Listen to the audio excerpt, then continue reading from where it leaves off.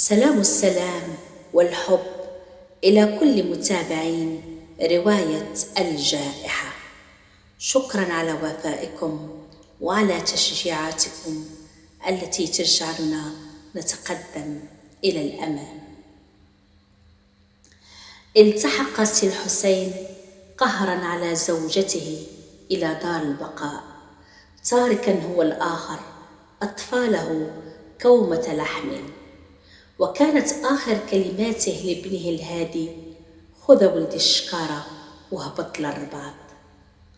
لم يكن الهادي قد بلغ 13 من عمره ليستوعب مجريات ما يقع، حتى وجد نفسه وجها لوجه مع مصيره ومصير إخوته. ولحداثة سنه تصرفت زوجة أبيه في شؤون إخوته، حيث أرسلت أخته الصغرى عبيشة إلى خالتها لاله خديجة بالرباط، والسي محمد إلى بيت خالته لاله فاطمة بأزمور. لم يرق للهادي ما فعلت بهم، فطالبها مما تبقى من إرث والده. كانت زوجة أبيه هنية الخميسية امرأة بشعة تعيش صحبة بناتها ربيبات سي الحسين زوجها الفقيد. كانت عيشة ووشة عبارة عن غفر بالأحراش، فتيات خشنات سيئات السمعة والطبع، مقرونة الحواجب، قصيرة القامة، بدينة الشكل، كثل اللحمية، نهمات عند الأكل، قليزة الصدر والخدود والعجز، شعتوة الشعر، زرقوة البشرة، كأنهن جنيات من عالم المرضى. كان الدوار يلقبهن بهيشة وهويشة. كان كل من يصطبح بخلقتهن صباحا إلا ويعتبر الأمر فألا سيئا ليعود أدراجه مستغنيا عن قضاء حوائج يومه. ظلت وصية والده ترن بأذنه.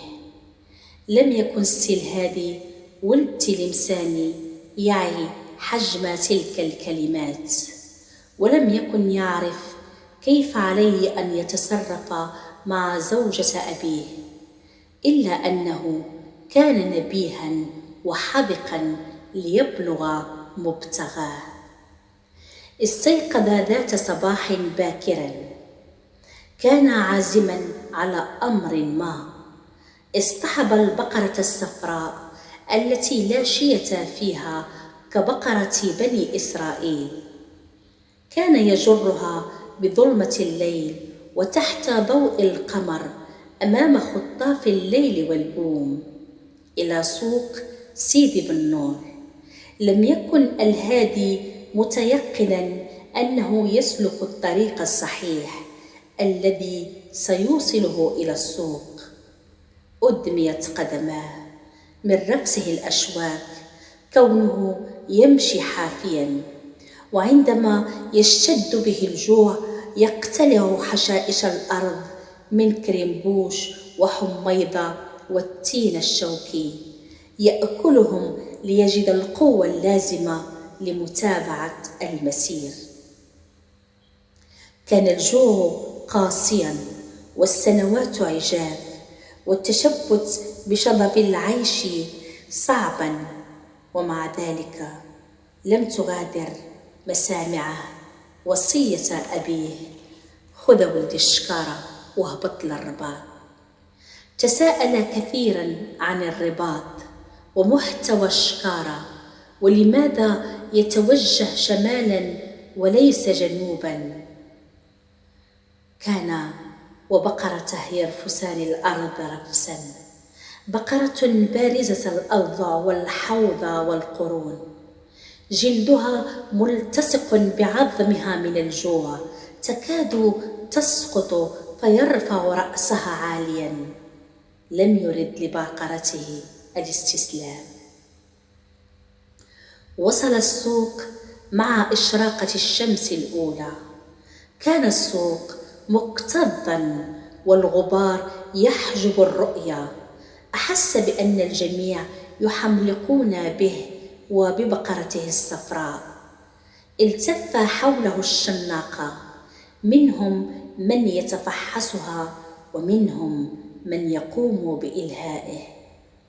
عيناه تتوسع ملء السوق، تمسح المكان، مصارين تسمع غرغرتها من الجوع.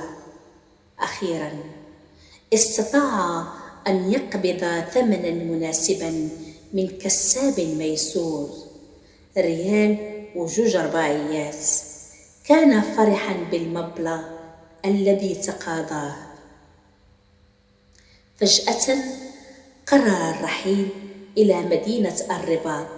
بدأ يسأل عن وسيلة نقل كي تقله إلى وجهته. فوجئ بزوج من المخازنية يبحثان عنه لسرقته البقرة. كانت زوجة أبيه قد أبلغت عنه القائد السبتي. أطلق العنان لساقاه لتسابق الريح. ذهب مسرعا ناحية الباشا العبدي بدوار والدته للا طامو بدوار تحامنة، ليحكي له تصرفات زوجة أبيه هنية الخميسية وفسوقها وبناتها مع الغرباء وتدنيس ذاكرة والده بعد وفاته.